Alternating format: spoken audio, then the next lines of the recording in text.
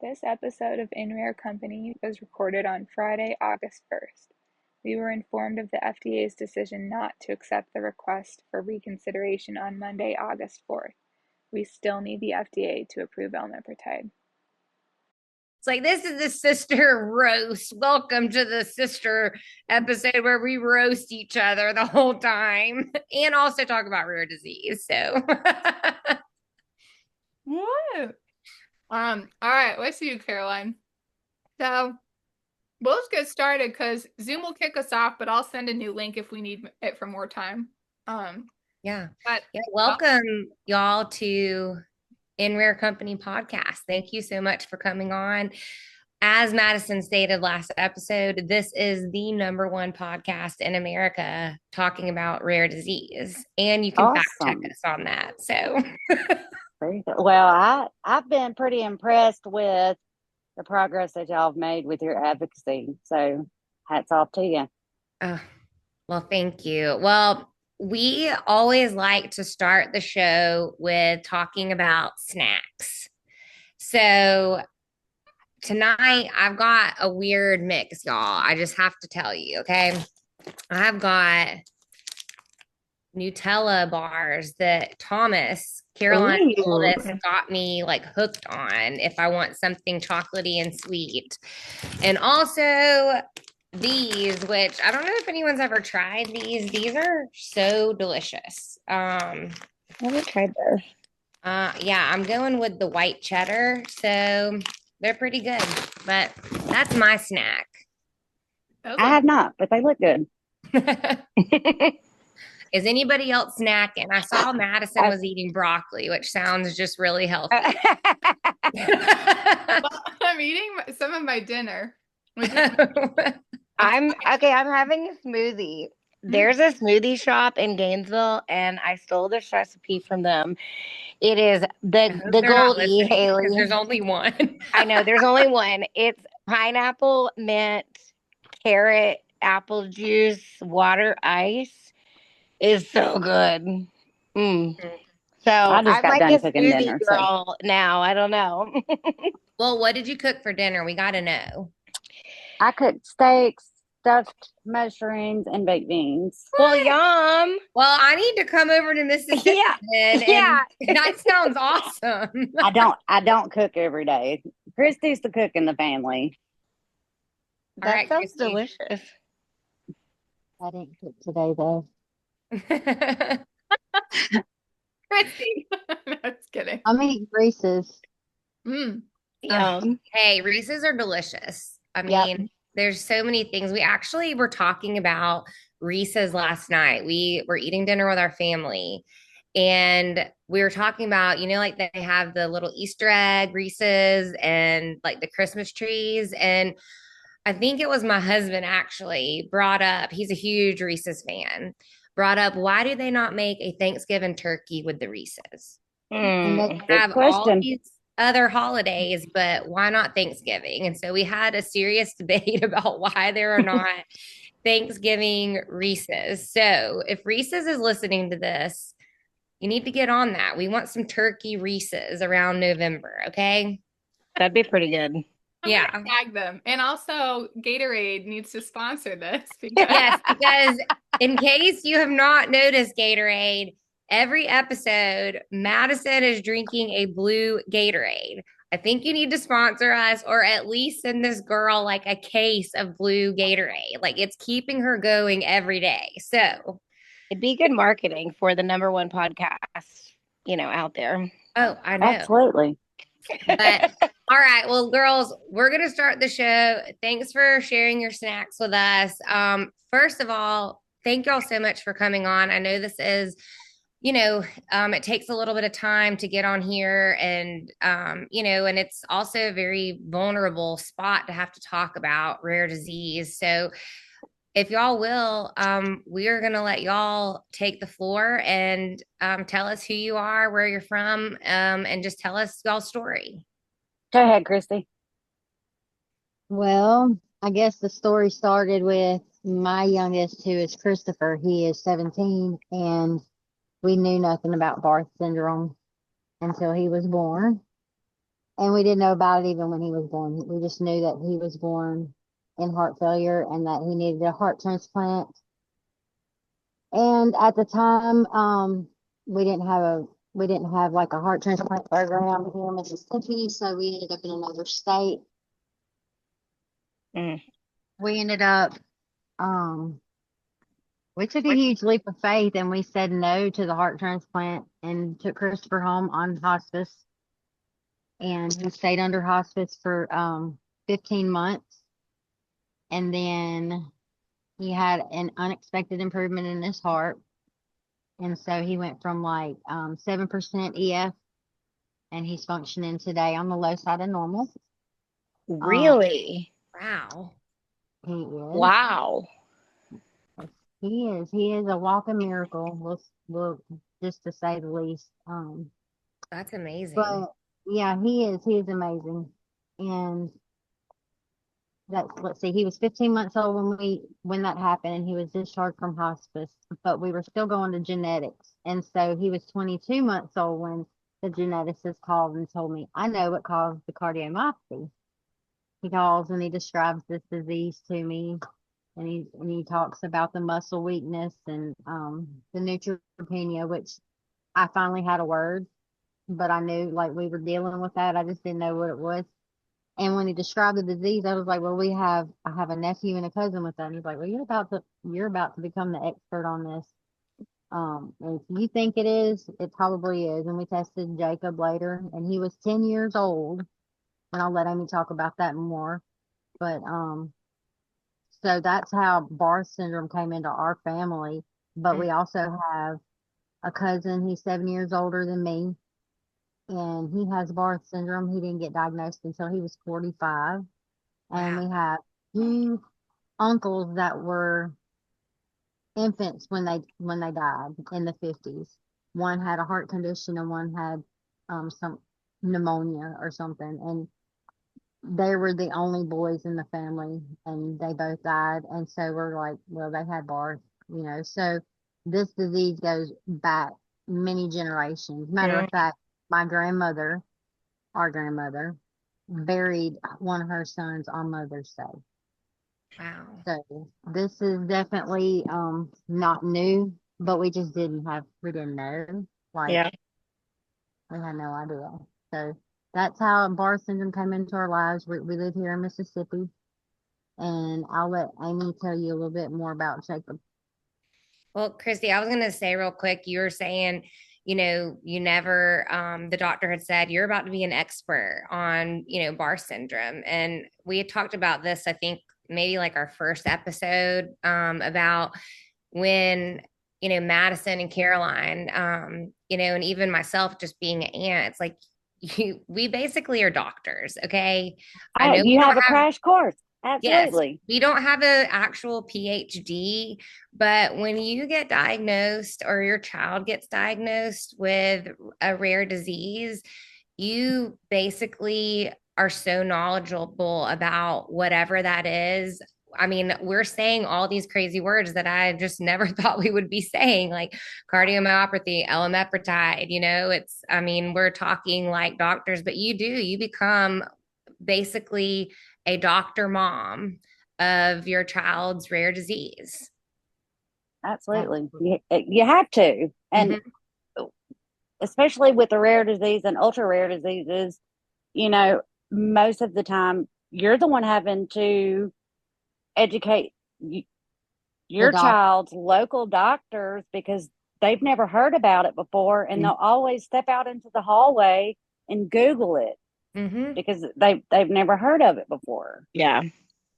Yep. So like with Jacob, so he started showing symptoms. He had his first febrile seizure a week before his first birthday. He wasn't in daycare. He constantly had infections. So, you know, we were in and out of the ER all the time.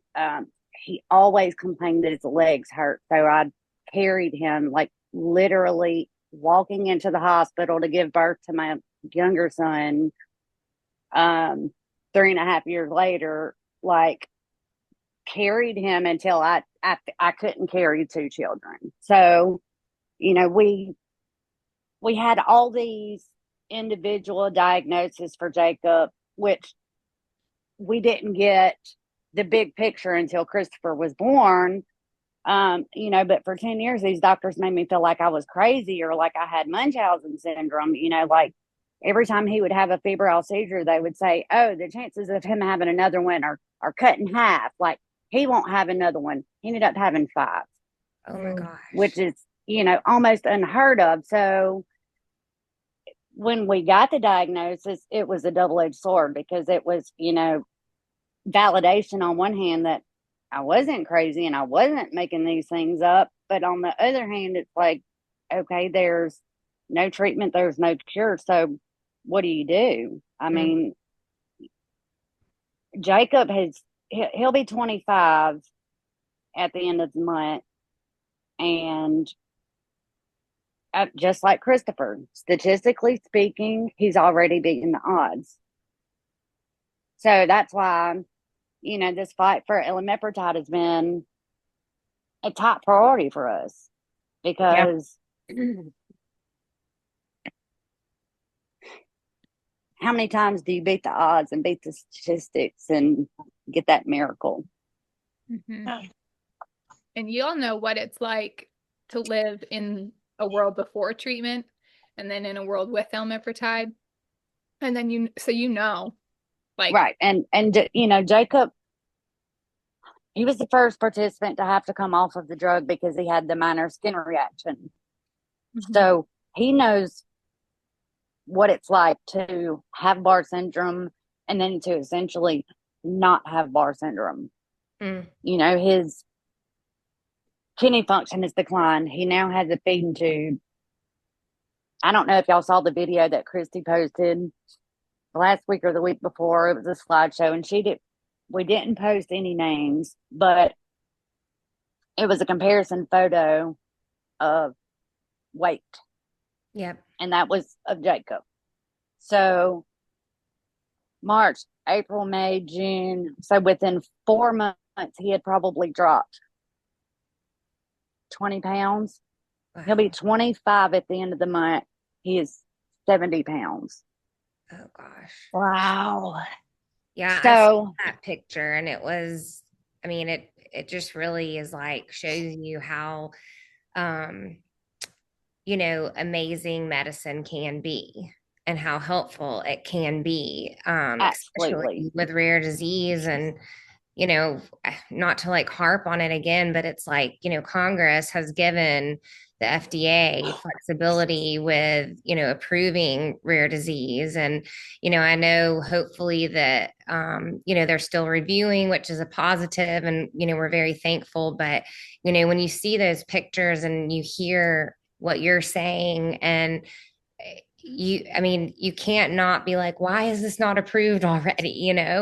Right. And it's ridiculous, out of all the meetings that we had, everybody kept throwing around the word accelerated. Mm-hmm. And finally, at the last meeting, I really had just had enough. And I finally said, everybody keeps throwing this word around, but we've been working on getting this treatment essentially since 2014. Mm-hmm. Nothing about it has been accelerated. Nothing. Exactly. It's been like traditional or like snail paced. Right. So, I mean, to keep saying, oh, this is an accelerated pathway, I hate to see what the normal time frame is. And then when they pass, we're not big pharma people. For us to stand behind this pharmaceutical company, it's because they've showed us that they care about these patients and they're invested. It's not just to make a dollar. Mm-hmm. And then when they approved the COVID vaccine so quick, I was livid because we knew that it wasn't safe. We had already at that point been trying to get the medication, them to even review the application for 2 years, I think It it had is, not, because they kept. yeah, the fight had not started it just now. It was well before COVID. And Mm. so when you're watching not just that vaccine, but all these other drugs get pushed through, it's really frustrating, especially like in my situation. Christopher was born, and from go, the doctor said, there's nothing we can do. There's nothing we can do. All we can do is make him comfortable. To the point he was under hospice as an infant for 15 months. And he's been through that. He's been through heart failure 3 times, seizures, a stroke at the age of 3 years old. There's nothing we can do. Finally, a miracle happens, because we shouldn't have a treatment based on the statistics of our ultra rare disease, but we have something that exists now. Mm-hmm. So now we finally have something that we can do, but you are dangling this carrot in front of our face and asking us to be patient. Meanwhile, we've lost 10% of our population being patient. You're asking a population of people who don't have the luxury of time to please give them more time. And it's just, Yeah. they don't understand the cost, Mm-hmm. not just money, which money is also a factor, because we're looking at this little pharma company that reminds me of the little train that could, Yeah. and they're Yeah. on the bankruptcy. They don't even want us talking about that, because they care more about, they're like, y'all focus on your story. Yeah. But I think that's a huge part of this story, is the fact that look what this company has put on the line for such a small population. If that doesn't alone say hello. Yeah. And that's the thing, Stealth, I mean, they are a private company, and they have pumped like $100 million into trying to get elamipretide approved. And I think that really speaks volume. Like, we have this saying our dads always said is, you can't teach care.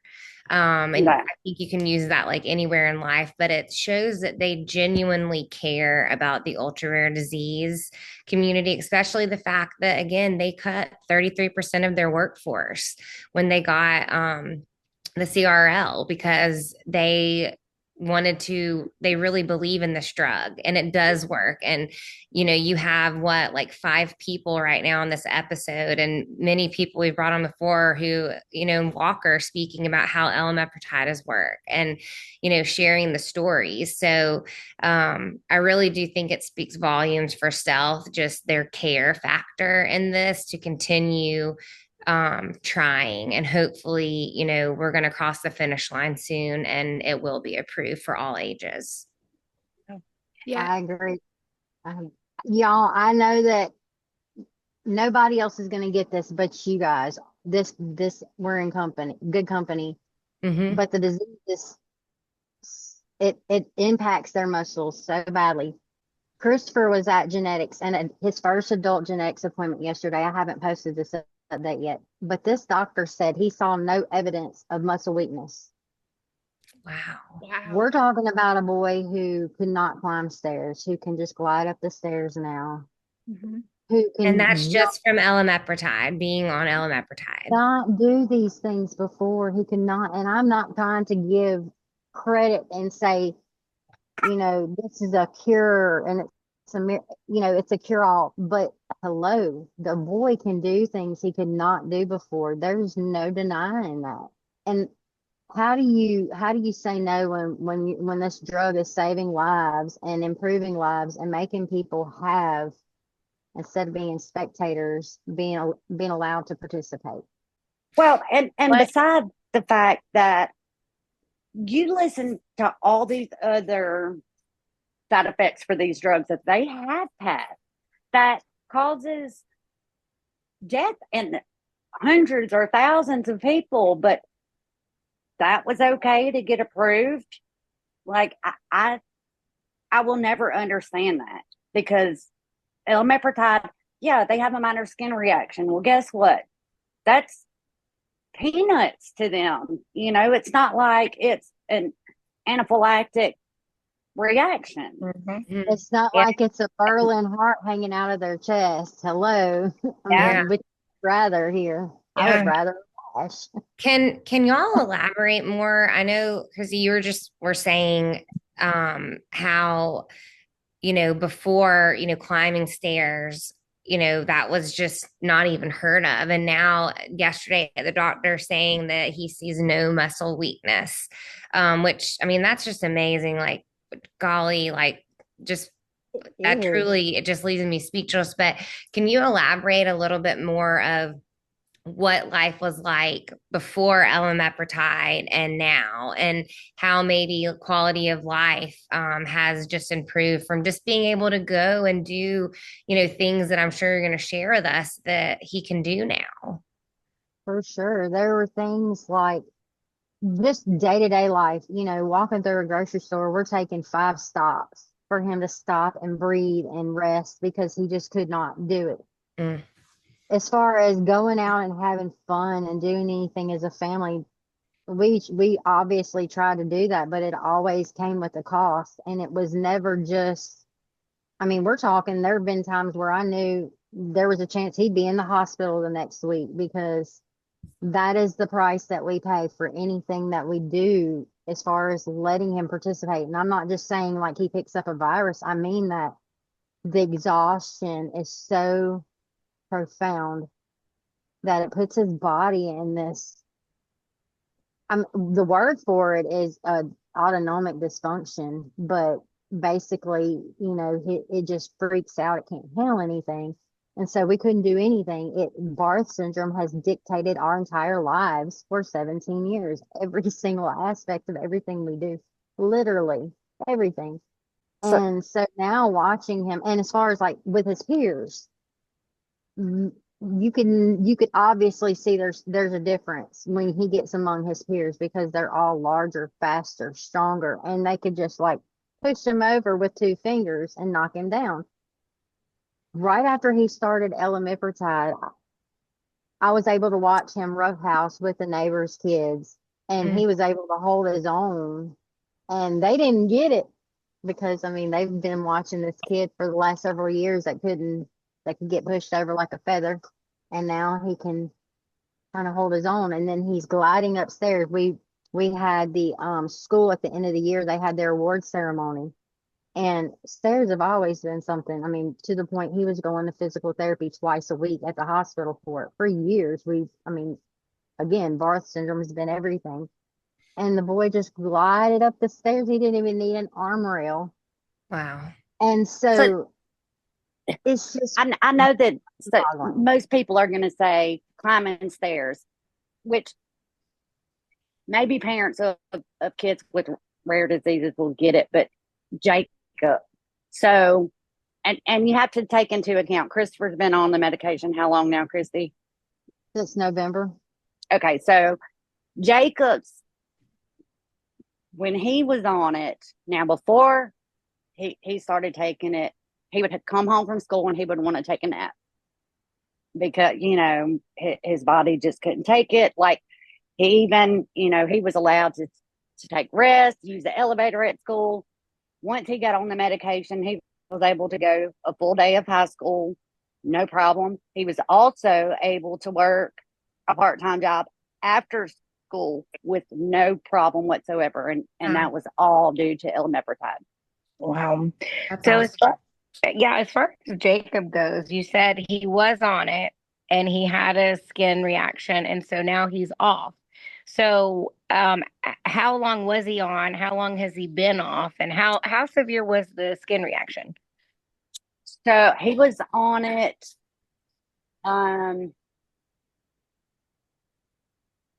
18 months. Okay. And like I said, he was doing fantastic. He came off of it. It's been, 5 years since he's been off of it. But like I said, he was the first one that had the skin reaction. So of course, because clinical trials were still going on for his safety, because he was so far away from Johns Hopkins, which was where they was doing the trial. Yeah. I mean, they just said, I'm sorry, he's got to come off of it. Mm. So The it's impact is been, devastating of the fact that since he's been off of it has impacted him in every way, but not good. right. In And every we're way. not only talking about just the physical, mental, Emotional, emotional, social, psychological. everything. Yeah, I'm sure that that's really hard, especially for a younger, A younger person who they knew what it was like, you know, and not that anything is normal, but you could go about and like, live, going to school full time, having a job, probably going out with friends and stuff. And I know the emotional and mental side of that and having to come off has got to be really, really hard for not just him, but also for y'all, for your family members too. Right. For something that essentially looked like a mosquito bite. I mean, Yeah. because that's all that the reaction was. And I personally believe that what it was, because he had been taking the Neupogen in the same location, he always took the injections in his stomach.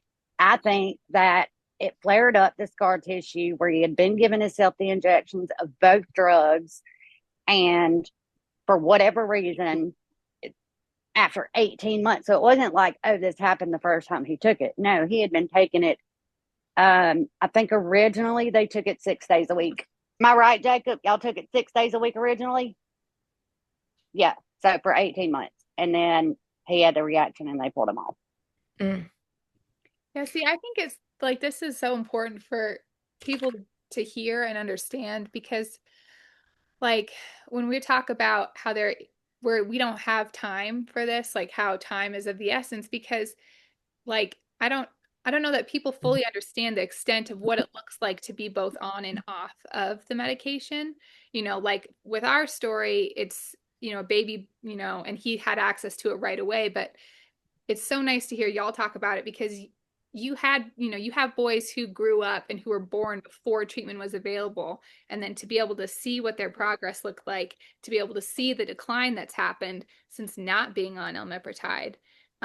It's just one of those things where like, I don't know that like, does the FDA, do people really understand fully like what it means to not have access to this I drug? don't think they care, to be honest, because it doesn't directly affect them. Have they seen the picture, we were talking about at kind of the start of the show? I mean, and also, I guess kind of going back a little bit, did y'all go to the AdCom in when was it? October, I think. October of 2024. Yes, Jacob and I actually went to Washington. Oh, nice. Did one of y'all testify? Jacob did, yes. Jacob did. I feel Yeah. like, okay, I remember. I remember. I was there just watching. And I feel like I remember him. Yeah, and now looking back, I remember meeting y'all. Of course, Okay. I didn't know the situation, but I do remember meeting y'all out Yeah. in the hallway after the meeting was over. Yeah. Mm.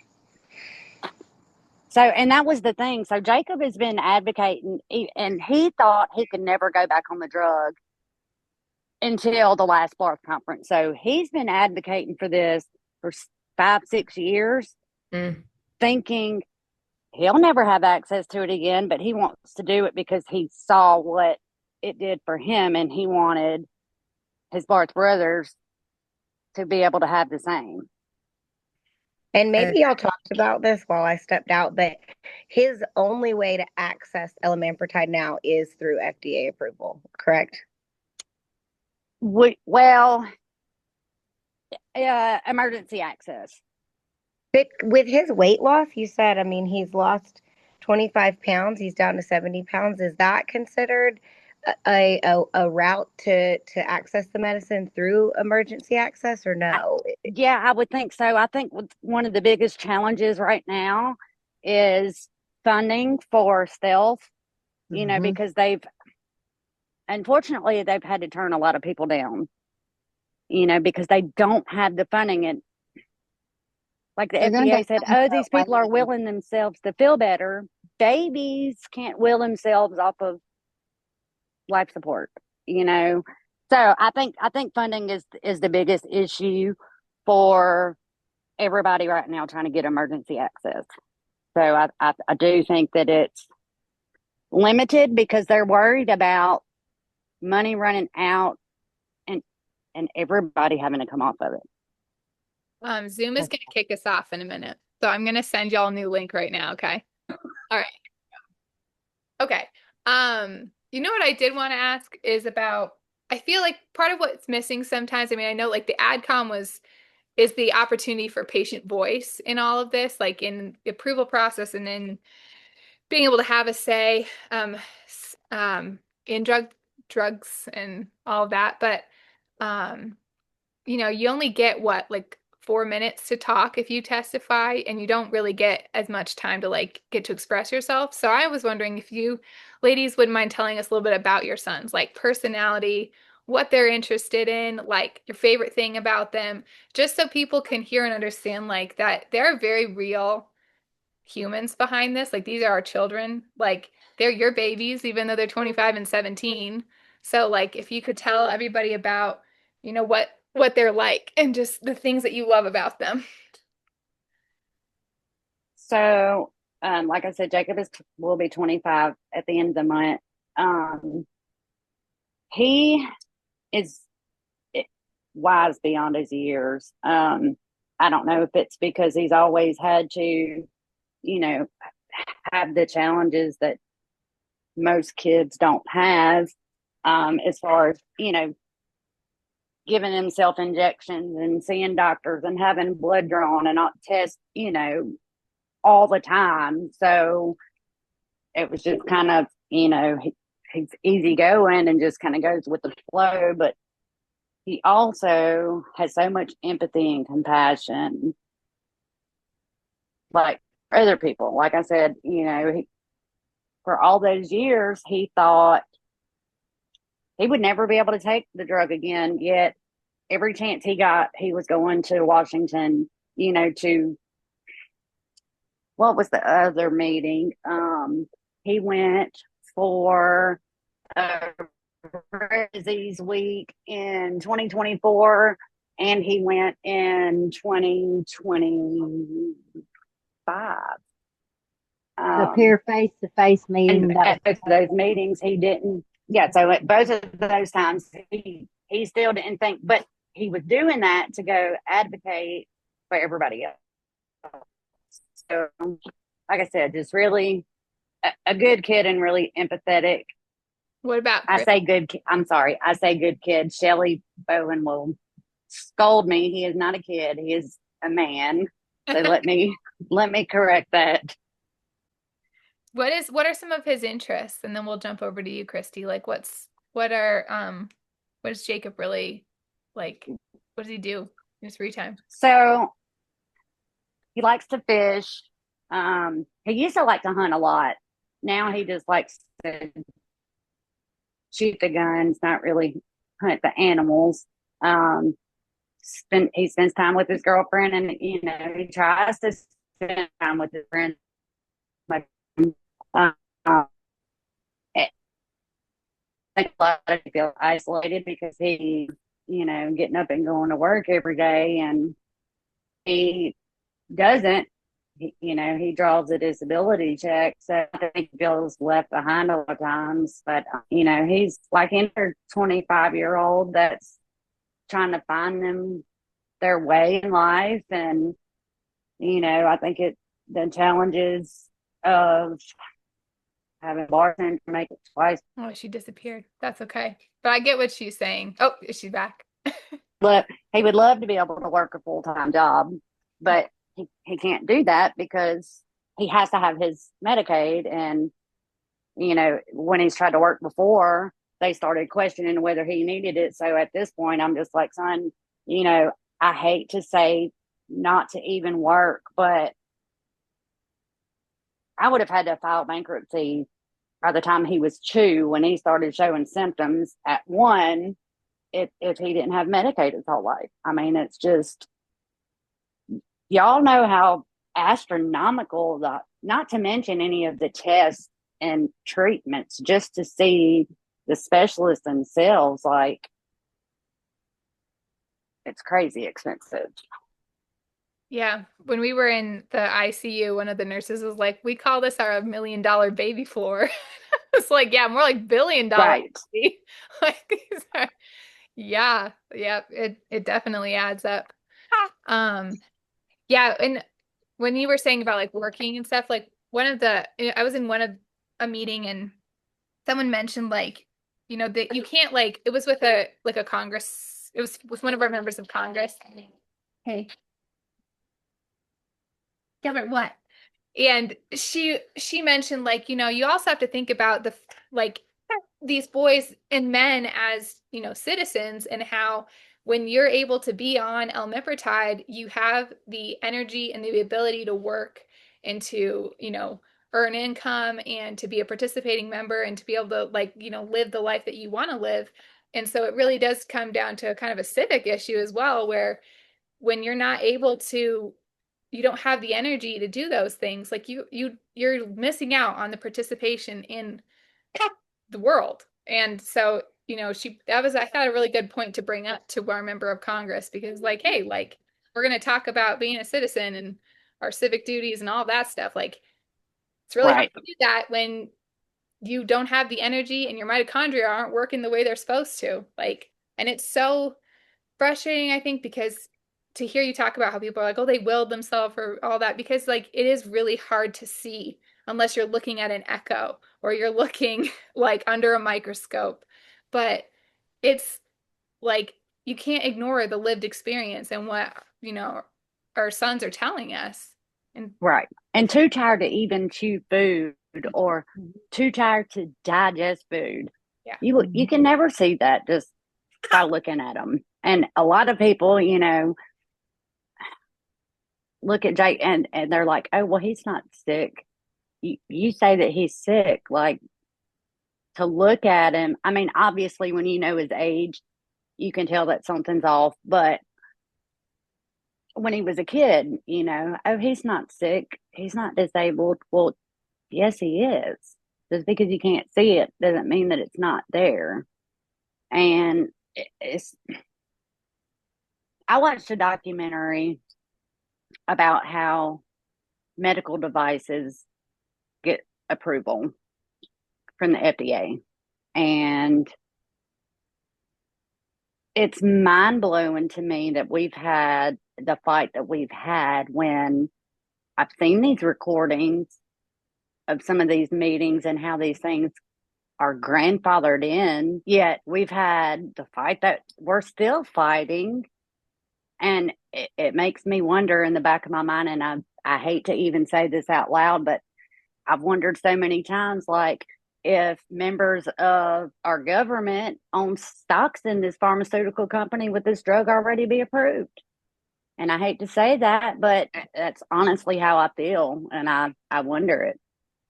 Well, that's why I think like we've kind of come to a point where something's got to change. Like this is not all for nothing. Y'all haven't been at this for 10 years, and Stealth hasn't been at this for 10 years for nothing to happen. Like the FDA really has an opportunity right now to make this right.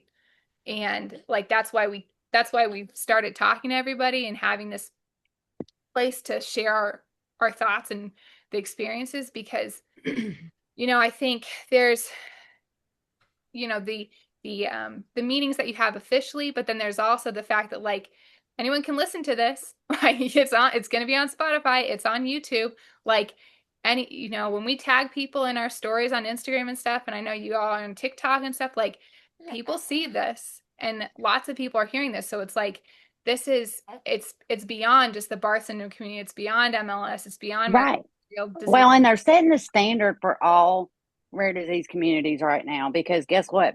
Not only is the public watching, other drug manufacturers are watching. Yeah. And they're going to say, well, why would I invest over $100 million to treat an ultra rare disease or a rare disease when they had all these issues and it never got approved, even though the medication worked? We saw that it was effective. Yep. Oh, there was no side effects. So why the hell would we do that? They're not going to. That's such a good point. And I've heard Shelley say, like, this is really a litmus test, we feel like, for ultra rare disease drug development. and like you said, there's other manufacturers watching this, and here's a drug that works, it's safe and effective, and if it doesn't get approved, then how interested are other biotech companies going to be to make drugs like this for these ultra rare disease kids? I think too, just kind of talking about this, it seems, I think we've talked about this before. There's like a process issue because when we've been out in the media and being interviewed by, the news, they're always like, oh, they want to make everything so political. But I mean, this is not, everyone wants to be like, oh, it's because of the new administration with President Trump. And that's actually not true. Like, look at how long we have been trying to get elamipretide, approved. Like, this happened in Obama's, I think Obama, like Biden, and now you have Trump. And so there's a lot, it's all different Democrat and Republican. Right. It's not just one administration that is the problem. This, I think, goes to show, and if you look, at the past, like there's a process issue here, and like what do we need to do now to fix it? Like the FDA, they could reverse their decision now, and this could be a huge win for the ultra rare disease community. And hopefully, moving forward, a process is going to be fixed where we're not going to be the example of it being a death sentence. And I know Shelley has said that many times, but this can't happen. I mean, Kristi, I think, had said, 10% of the birth community has died waiting for elamipretide to be approved, and we just can't wait any longer. I mean, truly, lives literally are on the line. They absolutely are. And this could be such a huge win right now for the FDA, for rare disease, is just approve this, please. Well, we're giving them the opportunity right now to be the heroes, to save these kids. And, I've posted videos on TikTok, on Facebook, and I'm telling people, like, they are literally killing our kids by withholding this medication. And it is mind blowing to me that, we did one TV interview here. I emailed probably 500 different reporters, and I'm right there with you, girl. No shame sliding into DMs of newscasters, reporters, anyone who has that platform. Right. But if Mama Todd on TikTok has some drama, people are losing their mind. Mm-hmm. And it is mind-boggling to me. Or you see, now, I'm not going to say that animals don't matter, because they do. Like, I said somebody dumped the dog off close to my house, and of course we found it a home. But why is it more important to people about animals than dying kids? It's ridiculous. It is funny, like what makes a headline. I mean, I feel the same way. I think being like the mother of a disabled child, like your whole perspective changes, and things that I used to think are important, I'm like, oh wow, I can't believe I used to care about that. But it is like seeing headlines, I'm like, okay, this should be a headline, approve elamipretide. Right. And why is a headline about some celebrity who Kim Kardashian was wearing, and come on. It's just stuff like that. That's like, it does not even matter. Like, that is so not important. There are so many more important things in the world going on, like approving elamipretide. Kristi, we didn't hear yet. I want to hear, because like there's just so much, we could just talk for days, really. But can you tell us about Christopher? Because I know, like, like that's the thing too, is like every family, every person I meet in this journey, it's just so Gilbert's like, I'm eating here. But it's so nice to hear about like who our kids are as people, and letting the world know who they are. Yeah. So Christopher has come into the world with a stubborn soul. He, all the things that obviously he can't just take his disease away, but if somebody tells him he can't do something, usually that's going to motivate him to be like, oh, you said I can't do that, I'm fixing to show you. down to the point where, I mean, like I said, he's been doing it since he was a baby, telling my doctor, oh, you said I can't breathe. Let me pull this breathing tube out. Or, oh, you said I can't live without this new heart. Well, let me show you. And he does it in every way, down, I mean, down to his education, down socially. Um, he's a self-motivated learner. He loves to learn things. If he's interested in a subject, he learns everything there is to know about it. Like when it comes to survivalism or cooking, he loves to cook. That's something that Barth syndrome people, I say people because we do have a girl, they love to cook. I don't know what it is. Like maybe it has to do with their food preferences, but he loves to cook too. And like Jacob, he loves to fish. And these days he's been into wood carving. So he's been wood carving fishing lures, and so that's what he's been That's hyper cool. fixated on. Yeah. How So did you learn to do that? he learned how to do all this on his own. Like he gets on YouTube and just researches all these things. And then as far as socially goes, I think lately his person is Jacob. I mean, he's getting a little bit older, and mama can't be helicopter mom. I have to kind of let him have his Well, little and Jacob wings. understands him And I, too. Like, yeah.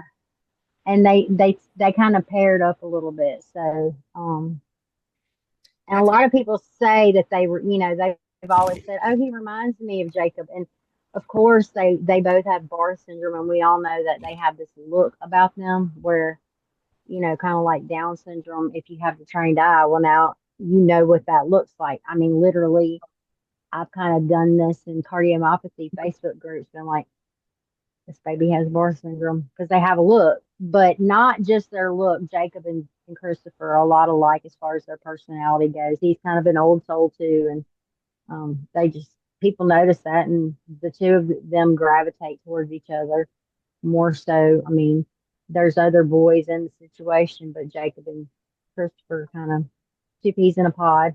So What's What your has been favorite your thing oh, sorry. Oh no, I was just gonna say, like, as a mother, what's been like your favorite thing that you've seen him been able to enjoy and do since being on elamipretide? I mean that is easy to say because the things that everybody takes for granted, nobody stops to think about what an impact it is that you can't even climb a flight of stairs. Watching him climb that, there was only like 6 stairs, but when you've been watching your son drag himself up these stairs his entire life, now it's like effortless. Like he doesn't even bat an eye. That is a big deal to me, and I it's hard for me to even articulate because I've seen both ends of it. Like he couldn't do any of this, and now he can, and it's just something that I can't take for granted because. And now we're sitting here. What happens if Stealth runs out of their money and they can't help us anymore? It's not because they're not going to want to help us, but what happens when the FDA finally bankrupts this company and all these people have to come off of this drug? How do we look at our kids and say, I'm sorry, it wasn't because the drug didn't work, it wasn't because it wasn't safe, somebody didn't think you were important enough? Because that's, without so many words, that's how I feel. I feel like that's what they're saying to us every day, that they make us wait. Every single time we lose another person with VAR syndrome, I'm looking at the FDA every single time. And this has been going on now. That 10% that we've lost while we wait, every single time I'm looking at the FDA going, this is your fault. You're culpable. I know that's this blood is bold of on me. their hands. That's bold of me to say, but I say that with my whole chest because all they have to do is get out of the way. That's all they have to do. We're not asking them to look the other way on a dangerous drug. So I can't reconcile with it. I just cannot. I think I'm speaking to the choir. So Yeah. Mm. So I'm going to kind of move to a different topic. So I know one of us, like all of us, have been really involved in, the past probably couple months of getting our states involved, like our members of Congress. Can y'all update us, like what's going on in Mississippi? Has y'all's state and your members of Congress been supportive of, basically like standing behind the rare disease community? Do y'all have an update or anything on what's going on, in y'all state? I'm pissed off at our state. Not gonna lie. As a matter of fact, we all got signed up for rare disease across America. Like, I do not want to go because I don't know how to pretend I'm not pissed off at these people. Because the last conversation we had with Wicker staff, she's just like, "Well, you got the accelerated. Like, it's good." Like, she's trying to gaslight us into it. Like, we didn't understand, first of all. And secondly, then we get this long letter from Wicker talking about he had to be what was the word, agnostic or something like that, because he's the head of this and that. And when I'm thinking, well, if you're the leader in the rare disease community, then this should be important to you. Stop once again gaslighting us. So the only one, Cindy, and then Cindy Hyde Smith pretended like we never existed. She wouldn't even respond to us at all. We tried, and we even asked her publicly in our news story that we finally got, who the reporter was active butthurt that she had to even. But I digress. The only one was Congressman Michael Guest. He wrote a letter back to the FDA, and you could tell by the way he wrote it that he understands the problem, and so he went to bat for us. The others were like, "Well, we asked them for an update, and we just don't know," and they're playing They're- politics. Yeah. So we want to give a big shout out and a thank you to, who did you say? It was Congressman Michael Guest. Michael Guest. So Yep. Congressman Michael Guest, you the man. That's Thank right. you for doing Which the right is thing. really surprising because Roger Wicker's office had in the past always been very open and very attentive. Oh yeah, like when what the April deadline got pushed back, I messaged them like, "Hey, we need a meeting with y'all because we didn't know who our contacts at the FDA were going to be anymore." And like within a week, we had a Zoom call set up. So then when they sent the long email talking about, that pretty much the way I read it was they didn't think that the drug was effective, which is complete BS. And, everybody on this call knows it.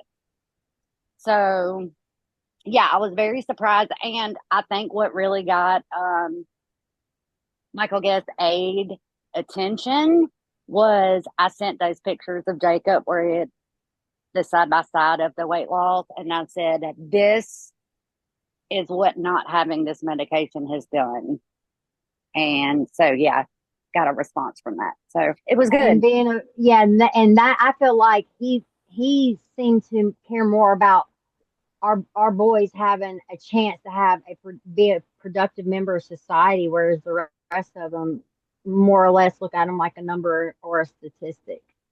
And he seemed to more, kind of identify with them as a person, be like, we don't want another burden on society. They don't want to be burdens on society. They want to go out and they want to work. They want to participate. This disease is still in that. It's not that they don't have the will and the want to or the brains. Let them stop holding us back. And you would think with as many bars patients as we have here in Mississippi that they would have been like, "Oh yeah, we need to help," because we're all clustered in central Mississippi. So, we all have the same Representative. officials. Yeah. How many birth patients are in Mississippi? 4 adults. Well, Christopher's not an adult yet, but he's pretty close at this point. And Shelley said that was the like most concentrated area, which I didn't realize that. Okay. It just shows I think how it's pretty rare it is unheard of. that it's Right. 4 in the whole state of Mississippi. And that is like, I guess a lot. for a state. So to the point where there's talks of starting a birth clinic in Mississippi at UMC, which is our main Next July. hospital. Wow. They're already doing it. We were there yesterday, and I guess she was the genetic counselor. She scheduled the date. So now all she's doing now is streamlining everybody as they come in with Barth syndrome. So I don't know, how many bells and jingles it'll have, but it's very comforting to know that we'll have one doctor seeing them all on the same day and a doctor that wants to learn. He even went to the conference. See, my thing is I don't expect these doctors to know about Barth syndrome. I know you're going to go out in the hallway and Google it. All I ask you to do is be willing to learn. If you're going to treat my kid and also listen to me, which a good doctor understands that I know way more than they do. That I've had doctors call and say, I don't know.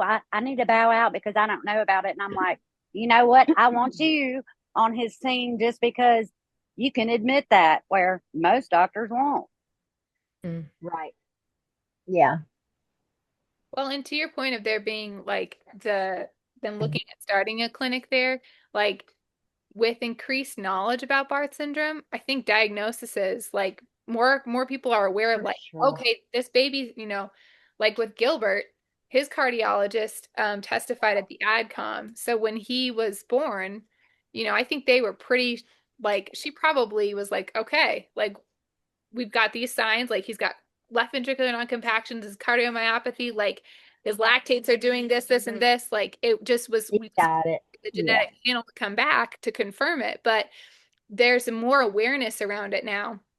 And I mean, for sure. like after this, once we get this approved, literally everybody is going to know what Barth syndrome is, and everybody is going to know what MLS syndrome is, because all we do is talk about it. You know what I mean? So it's like, it's going to be a point where people are like, well, I've never heard of Barth syndrome. Like, everybody has heard of Barth syndrome at this point. My 7-year-old and 3-year-old walk around going, Mommy, you know Barth syndrome? Like, they talk about it so much. Like, well, and listen, girls, we would like to officially invite you to our approval party where we're going to get elamipretide tattoos. Vial tattoos. So y'all are invited to come with us. As soon as the FDA approves. I do have the Barth logo. Yes. Whatever. And we have a great want, picture of Shelly. We're going to put on a t-shirt. I'll do it. Yes. I'll do it. I'm down. Okay. Well, we're ready to get tatted up, FDA. So if y'all can just go ahead and approve this, we can make our tattoo appointments and go get our vial tats of elamipretide. I'm so ready. Yesterday. Yes. Absolutely. So one last thing I will add about the Barth clinic, though. So KKI is the only hospital that had a Barth clinic in the country, and it's a private hospital. So if you wanted to go, you had to pay out of pocket. The clinic that they're going to start is a state-funded hospital. So I do believe Medicaid patients will also be able to go. So when I talked to Shelly yesterday, she was really excited about that. Because people, Louisiana, Alabama, Memphis, can essentially go where it's KKI has been off limits for so many people just because people can't afford to go. We could never afford, Nope. They did try to work with us on the cost, but we couldn't afford it. You got to jump through a lot of hoops to get the financial assistance, which is there. But like, if you're already having to fight for every single little thing, people don't understand. Everything is a fight with the kid with the rare disease. Everything, literally. And when you've been doing it now, I mean, I'm closing in on 2 decades. I'm tired. Yeah, So it feels like you're running a marathon every day. I mean, every day. Oh, yeah, because it's everything. It's insurance. It's doctors.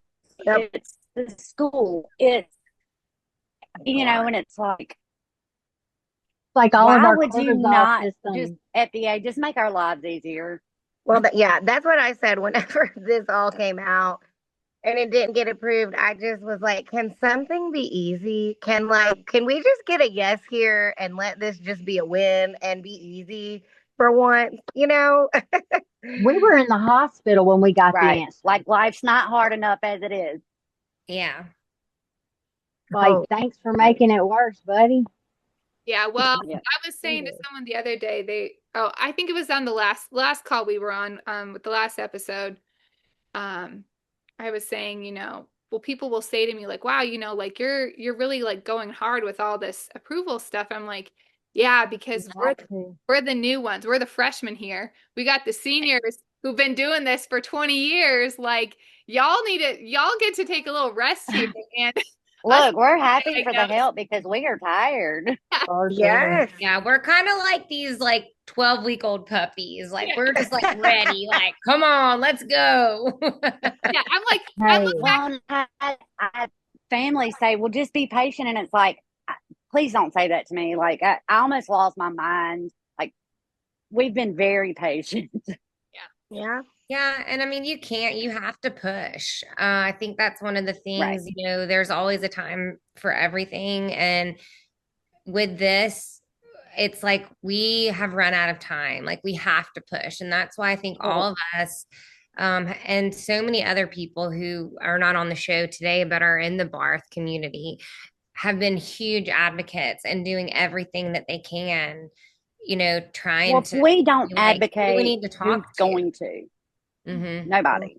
So it's us or nobody. And, because nobody else is going to advocate for our kids like we are. No. That's like, Ever. if not us, who, Right. no one. It has to be us. We have to do it for everyone, for all the kids and for the future children Thank you. who are going to Exactly. be diagnosed. Like that is, I mean, this could be so life-changing for them. And it already is life-changing for everyone on the call who elamipretide has changed their kid's life. Yeah. yeah, Right. Well, in all rare disease communities, like I said, they're Mhm. setting the standard. And, of course, there are rare diseases, but 1 in 10 people have a rare disease.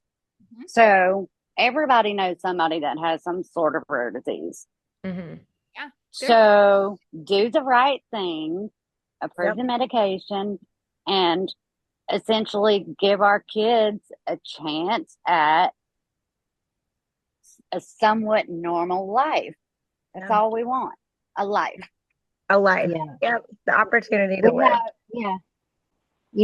I know people are tired at this point of hearing us talk about it because we harp on it. We harp. But the point is they don't understand what is on the line. We're not asking for our kids to have a spot on the all-star team. We're asking for our kids to live.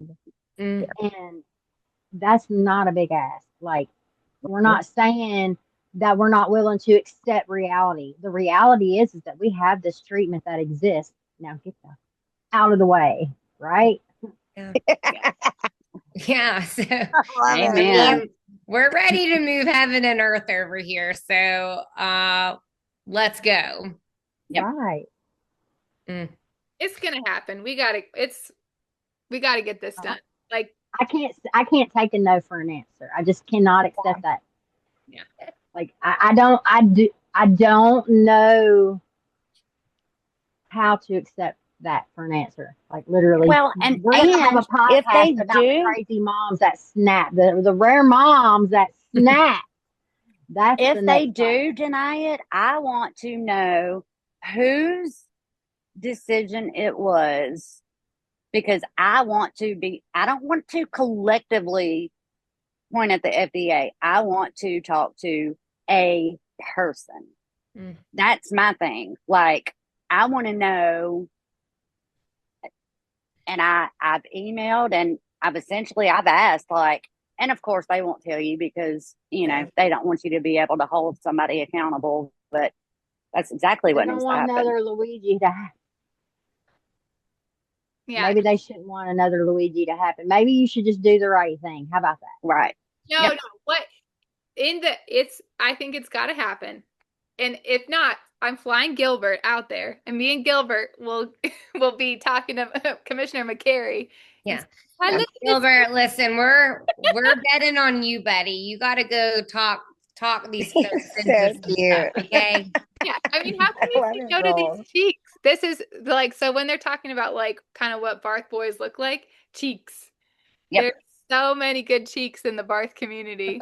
How can you say no to these cheeks? I know. Look at those cute little cheeks. I just want to go.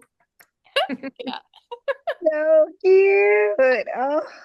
Well, thank you ladies for coming on because I know like I'm telling you what, I like anytime I research or look up anything about Barth syndrome, like the further and further down I go, it's like when you look at your Facebook pages, like Crusade for Christopher, and like I can't remember what Jacob's is called, but I've looked at it. It's like Jacob's Journey. Jacob's Journey. I'm like, these pages were made in 2012 and 2014. Like, what the? Because y'all have been doing this for so long. Like, there's so much on there. Like, Christy, was that you who was like, you went to the White House with Christopher? Yeah, Yep. well, actually, I did go to the White House in 2012. So, and that's that was like, I go on these social media tirades, and at one time, I had 23,000 followers on TikTok, and I got banned off a glitch, which that's a whole other subject. But I was using that opportunity to make all these posts on TikTok, and so the first go around, I get what was it 2 years ago? So it's 2023. All the senators were like calling me the TikTok mom, apparently. Like, so yeah, but yeah, I went to the White House with Christopher. He was the representative for like the Children's Miracle Network here in Mississippi. But I made a post one time. I was like, he was important enough to hang out with country music stars, Miss America All Week, Nick Cannon, everything like that, but and meet the president, but he's not important enough for you to let him have a treatment. We're getting it. FDA, it's time. What Yeah. president did he mean? He Obama. met Obama. Okay. Man. We were on the front row, like, yeah, that was a whole And she's experience. posted pictures. I want to go look at all But this. you know what? We're gonna That's have to go. Yeah, Facebook stalk y'all. Barth syndrome strikes again though, because by the time we made it through all of the security, Christopher was asleep through all of that. I have a picture with him with the Secret Service. He's asleep. I'm like, well, we need proof because he'll never remember any of this. Yeah. Because Barth syndrome, he could not hang with all of that. Like, once again, Barth syndrome stole that experience from him. He's not going to remember any of that because he was too tired. That's why we're But gonna he did that. elamipretide so we can move on. Yeah, for sure. We can remember things and not be sleeping. That's right. All right. Zoom is gonna kick us off again. So Well, look, y'all are all doing fantastic with y'all's advocacy. Yes. Thank y'all very Thank much. Y'all are you. doing a great job. we are picking up the baton from what you've been doing for so many years. Y'all are trailblazers. Y'all It's have definitely, done awesome. trailblazers, team effort. Thank y'all so keep it much. up. It does. It takes all of us, of course. Yeah. Yep. Yes, we need y'all for sure. We can't do it alone.